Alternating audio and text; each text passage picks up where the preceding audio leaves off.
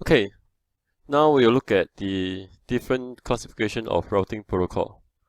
Okay, we have two main classification. One is the interior gateway routing protocol. The other one is the exterior gateway routing protocol.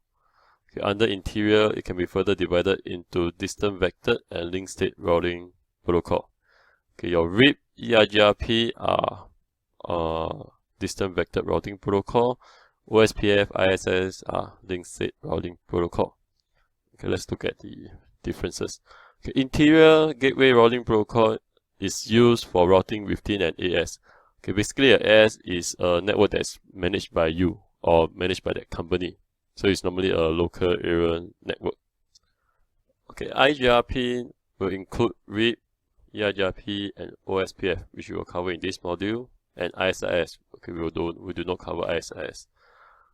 Okay, exterior gateway routing protocol is mainly used to route packet between different AS. Okay, between different AS. Okay, what does AS? Okay, AS stands for autonomy system.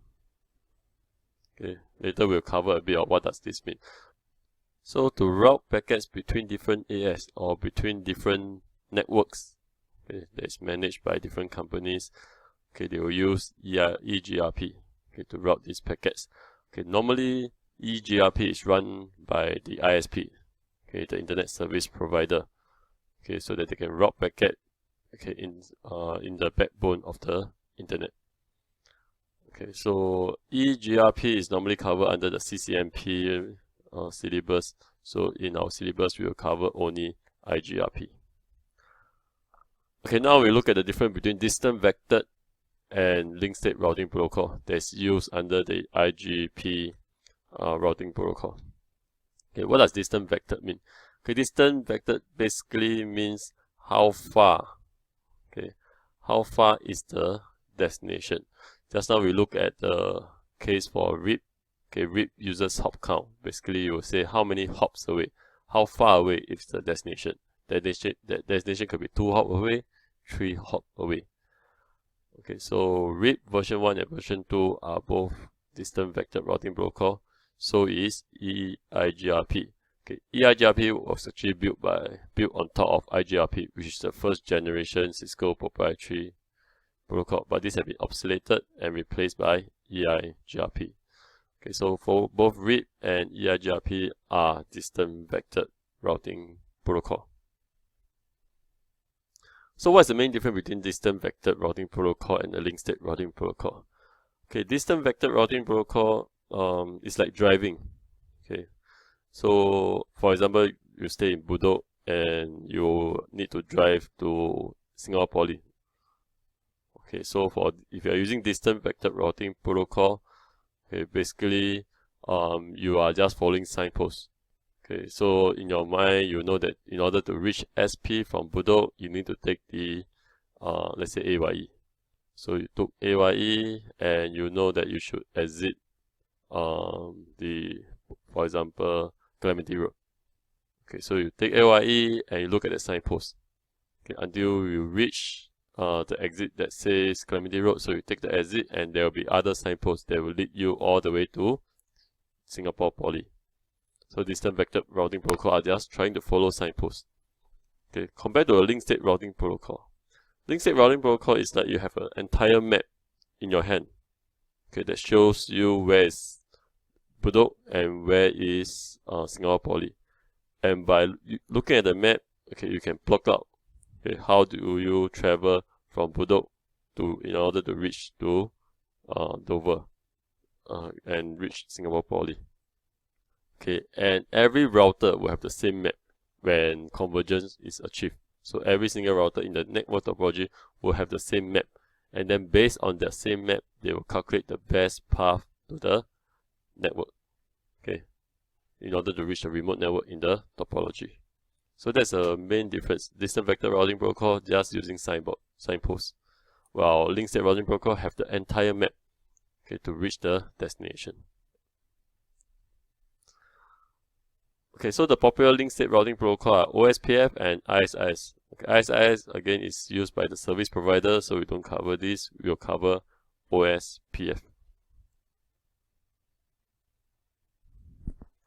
Okay, another classification of routing protocol that we normally use is classful and classless routing protocol.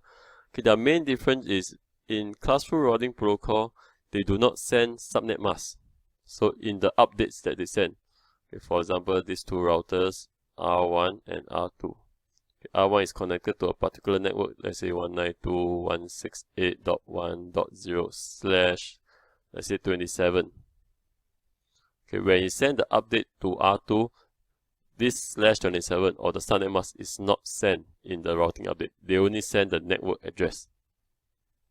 Okay, so only the network address. So R2 will only know the network address. You will not know the subnet mask of this network. So these are used. This is the case for classful routing protocol. Okay, this is used by the older routing protocol. Okay, where at that time there's only class A and class B and class C network. It's all classful. There's no VLSM, there's no CIDR. Okay, so the subnet masks are always the same. Okay, so this is used in RIP version 1 and IGRP. And when the internet start to create classless network, okay, RIP version 1 and EIGRP both improve to become RIP version 2 and EIGRP, okay, in order to support classless routing protocol. And because for classless routing protocol, there will be different subnet masks used for different network. So they will need to include the subnet mask information in the routing update. So that's the main difference. Classful routing protocol do not include subnet mask, while classless routing protocol include the subnet mask in the routing update.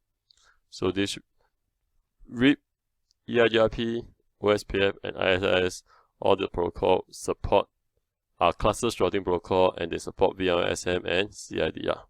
And of course, all the IPv6 routing protocol, okay, are all classless routing protocol. Okay, so this is a summary of the different characteristics of routing protocol. Okay, for distant vector routing protocol, RIP, okay, and IGRP, okay, they are slower routing protocol. That means they take a long time to achieve convergence. So because they are slow, they are more useful for smaller network. If the network grows too big, okay, this slowness will have some problem, okay, to the network. Okay, so they cannot be too big, okay, because they take longer time for convergence. Okay, compared to EIGRP and OSPF, okay, they achieve convergence in a much faster time, so they can be used for larger network. Okay, use of VLSM, that means are they classless or classful routing protocol? RIP, IGRP are classful routing protocol, while RIP version 2 and EIGRP, OSPF, these three routing protocol are all classless routing protocol, so they support the use of VLSM. Okay, again, let's look at resource usage. RIP version 1, version 2, and IGRP, okay, they need less resource, okay, because for RIP they just use hop count, while IGRP is an older routing protocol, so they only need a small little CPU and small little resource, okay, in order to run the protocol. For EIGRP and OSPF, okay, EIGRP need a medium, okay, resource usage, while OSPF, because it's a link state routing protocol, it stores the entire map, it need to do a lot of calculation, it requires a higher resource usage. Okay, RIP version 1, version 2, and IGRP, they are very simple to implement and to maintain. Okay, RIP basically just use hop count, and it's easy to read the hop count. Okay, EIGRP, OSPF, they are more complex, a bit more difficult to understand how they calculate the best path. So when it's a bit more difficult to understand, it's also a bit more difficult for you to maintain or to troubleshoot what's wrong with the routes. Okay, so that's basically a summary of the different characteristics of routing protocols. That's all for this video. In the next video, we'll take a look at the differences between the different distant vector routing protocol, like RIP, version 1, version 2, and EIGRP.